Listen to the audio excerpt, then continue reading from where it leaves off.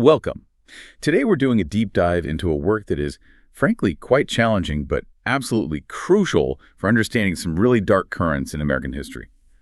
We're looking at Vincent Woodard's book, The Delectable Negro, Human Consumption and Homoeroticism Within U.S. Slave Culture. Yeah. And just a content warning up front, the themes are disturbing, involving violence and consumption. Yes, it's a profoundly unsettling book, but necessary.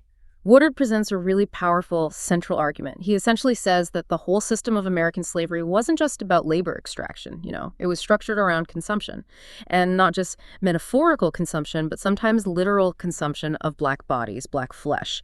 And crucially, Woodard argues this consumption was deeply intertwined with homoerotic desire, particularly focused on Black men as objects of a kind of white appetite. Right. And the story behind the book itself adds another layer of significance.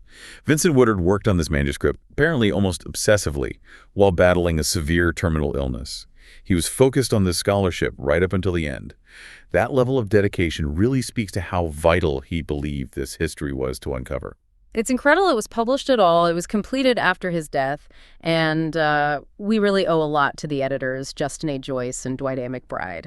They took on the immense task of finalizing it. Joyce actually writes in the editor's note about what a colossal undertaking it was, sorting out incomplete citations, references, just piecing it all together. He credits student assistants Matthew Allen Lang and Andrew Brown, too, saying without their hard work, the book would have been a much poorer tribute to Woodard's efforts. So let's get into the core of Woodard's argument. He starts by framing slavery within what he calls a culture of institutionalized hunger on plantations. What does he mean by that? It's more than just people not having enough food, right? Exactly. It's far beyond simple starvation. Woodard meticulously shows how Black Americans themselves, in their narratives, sermons, autobiographies, talked about eating, cooking, consuming flesh. They weren't just documenting brutality. Woodard says they were trying to understand this terrifying question. Why had they become so delectable, as he puts it, so erotically appetizing to the very people who deny their humanity? He argues this hunger wasn't accidental. It was a deliberate, institutionalized tool of control, terror. A strategic hunger. So the Black body becomes this consumable thing designed by the system itself, which brings us to the really difficult topic of literal cannibalism. Woodard looks at cases at sea. Yes, he does. And he makes a critical distinction. Cannibalism after shipwrecks sadly wasn't unheard of in the 18th and 19th centuries, but Woodard points out that the reported cases often focus specifically on the consumption of Black men. He analyzes incidents like the famous Essex affair, the whaling ship, and argues that when white sailors chose to consume Black men, it wasn't random. It lined up perfectly with the racist ideologies already embedded in the plantation system back home. The Black man was already seen as different, as usable in that way. Precisely. Already seen as fundamentally different, as raw material almost. The Peggy incident from 1765 is a stark example Woodard uses. The white crew, facing starvation, decided to kill and eat the one enslaved man on board. They chose him over any of the white men. Did they draw lots or anything? Woodard notes they did consult the lot, but only, quote, for the sake of form. The decision was essentially pre-made by the racial hierarchy. It reinforces what Woodard calls the premium value of white masculinity. Even in the most extreme survival situations, the white life held inherent value. The enslaved man. He was expendable, consumable. His body was already a commodity. That logic, the consumable Black body, it doesn't stay out at sea. Woodard brings it right onto the mainland with his analysis of what happened after the Nat Turner insurrection in 1831. He calls it ritualized Christian cannibalism. It's incredibly disturbing. After Turner was executed, Woodard documents how whites mutilated his body, but it went further. They boiled his flesh down into grease. There's an account from a historian, William Sidney Drury, that a money purse was actually made from Turner's skin. This wasn't just random rage. Woodard frames it as a ritual act of total possession, of absorbing the rebel. And this fear was real within the Black community. Absolutely. Woodard points out that Black people in that Southampton community were terrified. They accused whites of actually ingesting Turner's rendered flesh as some kind of medicine.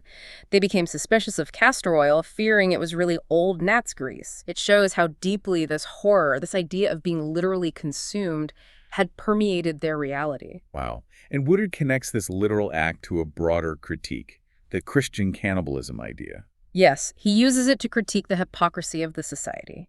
He brings in Horace Mann, who addressed Congress in 1849. Mann argued that the system of U.S. slavery itself was a form of social cannibalism. Mann suggested that slavery was turning white Americans into the very savages they claimed to fear, the cannibals they projected onto others. He even referred to a cannibal jurisdiction upheld by the laws of slavery. So the law itself becomes the mechanism for this consumption. It doesn't just permit violence, it legally sanctions the consumption of black life, labor, personhood. Exactly. The law makes the enslaved body perpetually available. And that availability, Woodard argues, sets the stage for his next major theme, desire and homoeroticism.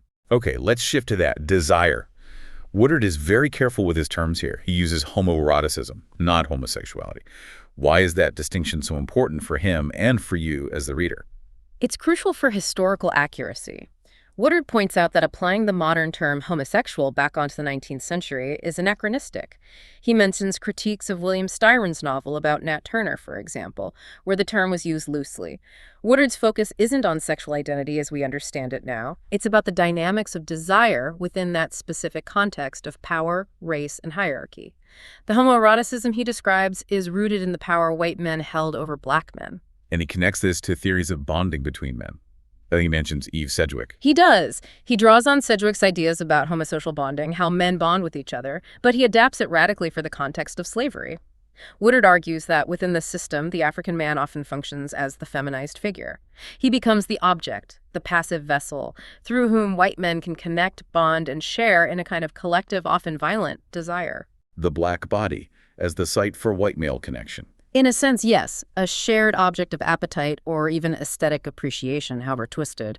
Woodard even analyzes a French cartoon from 1911, Le Rire, showing military figures a general, soldiers bonding over their shared gaze, their consumption of an African male figure. The system, Woodard argues, almost requires the black man to be positioned as feminized, vulnerable, available to facilitate this white male camaraderie built on violation. That idea of the unwilling, feminized object. Yeah. It becomes terrifyingly real in the case Woodard discusses of Lilburn Lewis, the Kentucky slave owner. Yes, that story's horrific. Lewis apparently flew into a rage because a young enslaved man named George broke a pitcher. Lewis's response was to literally quarter George, cook him, and allegedly consume parts of him.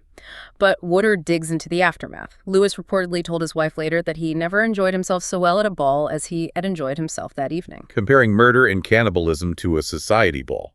Exactly. Woodard argues Lewis is elevating this horrific act to a performance, erasing George completely and positioning him as this unwilling, feminized partner and conjugal mate.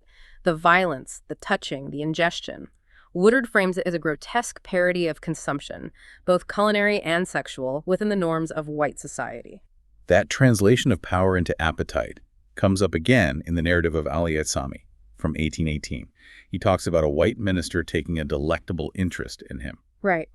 Aizami was newly captured and enslaved. When this white minister showed interest, bringing him into his house, Aizami was terrified.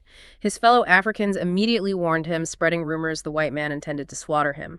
Woodard shows how Aizami instinctively connects the threat of sexual domination with dismemberment and being eaten. He translates the white man's power, perhaps his phallic power, into what Woodard calls an erotics of appetite and eating. The fear of violation and the fear of consumption were inseparable. It's just layers upon layers of dehumanization.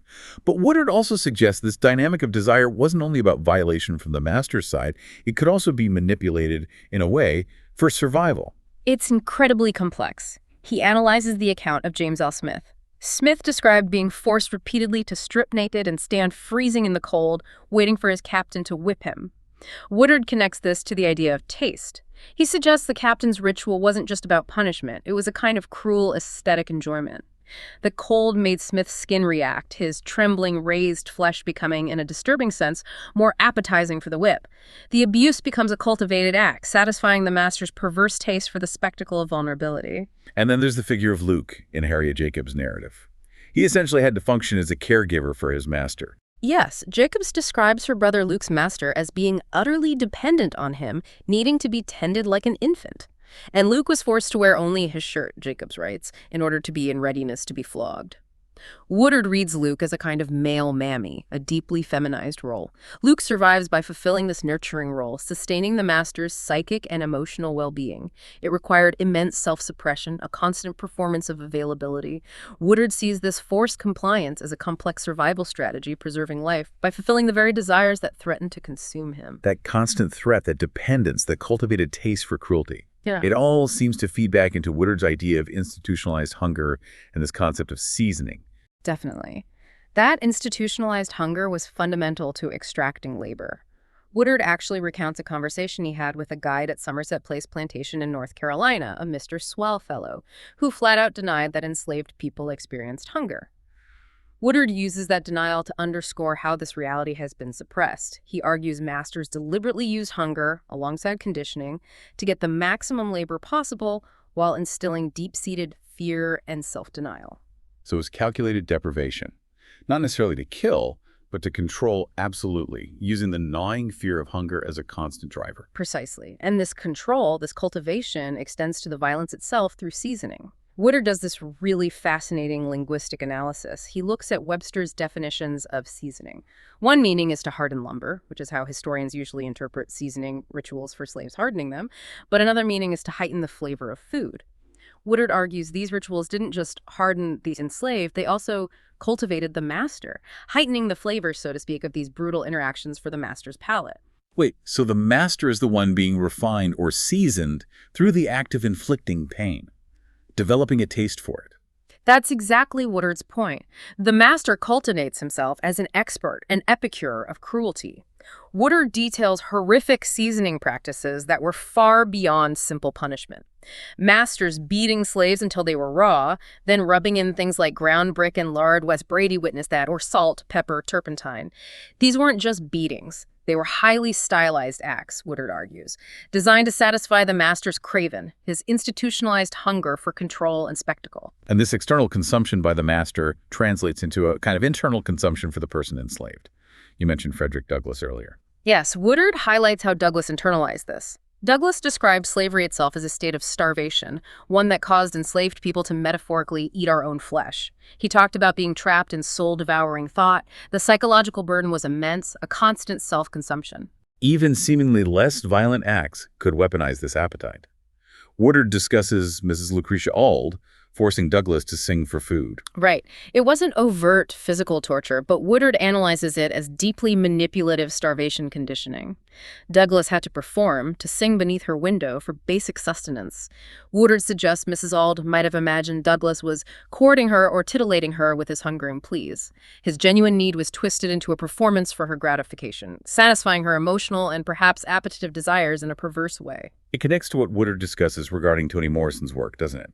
This idea of white identity being built on consuming black lives. Exactly. Woodard references Morrison's concept of the unspeakable aspects of the African-American past, particularly her depiction of a white slave mistress who was gathering identity unto herself from the wholly available and serviceable lives of Africanist others. Woodard interprets this as a form of social emotional cannibalism.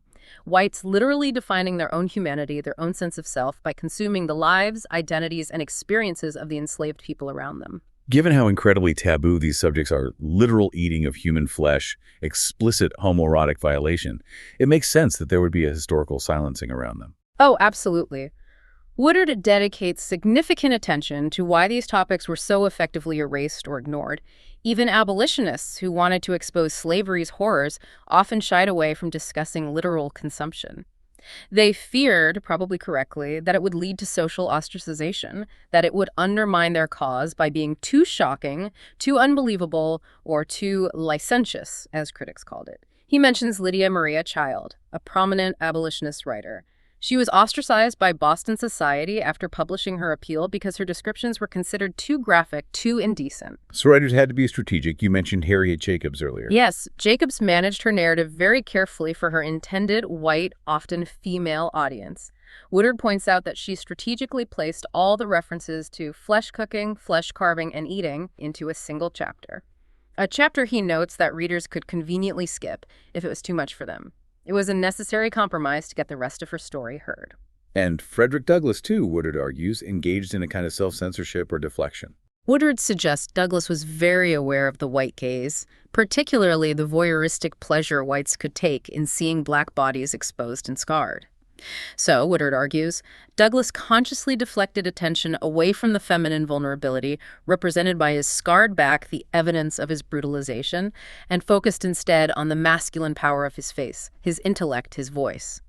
He controlled the narrative by controlling what parts of himself he put on display. This history, suppressed for so long, then kind of exploded into public consciousness in the 1960s, didn't it? With William Styron's novel, The Confessions of Nat Turner. It absolutely did. Styron's novel, published in 1968, brought these submerged themes of homoeroticism and consumption linked to slavery right to the forefront of national debate. And the reaction was intense, particularly from Black critics. Woodard discusses how many felt Styron was effeminizing and cannibalizing Nat Turner, twisting a figure of Black resistance into something else. He cites writers like John Oliver Killens who felt a hoax was being perpetrated. There was a real fear that the novel reinforced harmful stereotypes, particularly the idea of the Negro homosexual, which was seen as deeply threatening to Black masculinity during the civil rights and Black power movements. But Woodard finds a more nuanced perspective in James Baldwin's work on this. Yes, he credits Baldwin, who, while not necessarily claiming a public homosexual identity politics at that time, deeply understood the connections. Baldwin saw how intimacy, desire, and violation were tangled up in our common history of slavery and racism. Woodard uses Baldwin's insights, like Baldwin writing about a drunken white official reaching for a Black man's penis, to show that these weren't separate issues. Homoerotic dynamics, Baldwin understood, were woven into the fabric of American racial oppression.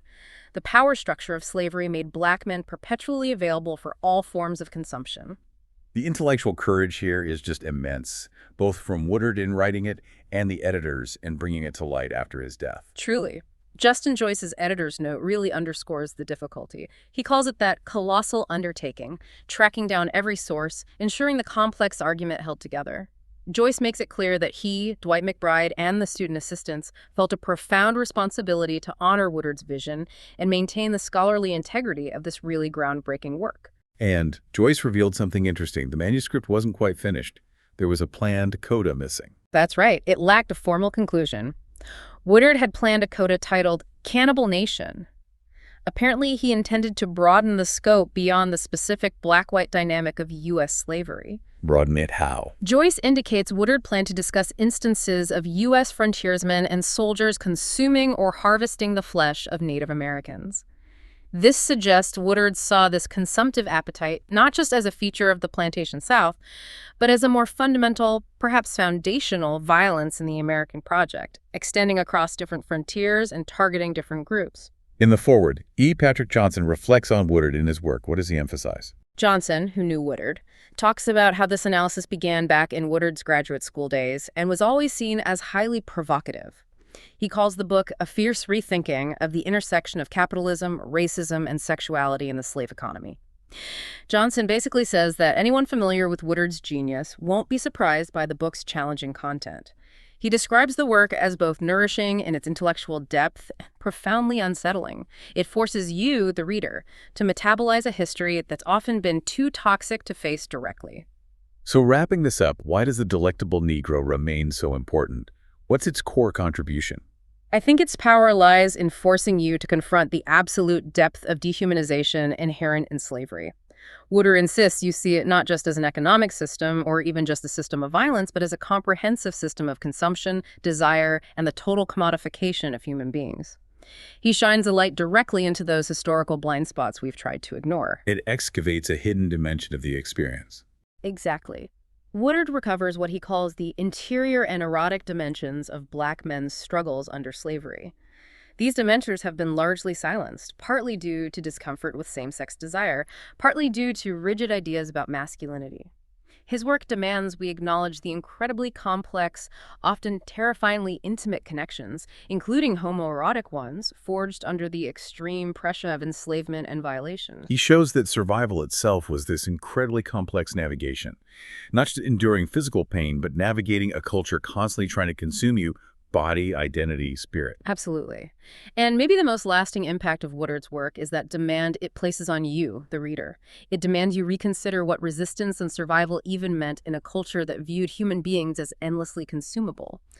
Woodard asks that you embrace what he called the new and vital terrain of Black experience by mapping these deep, often silenced hungers. And perhaps it pushes you to ask, what other historical violences, or even present-day ones, are still being masked or driven by a kind of unacknowledged appetite?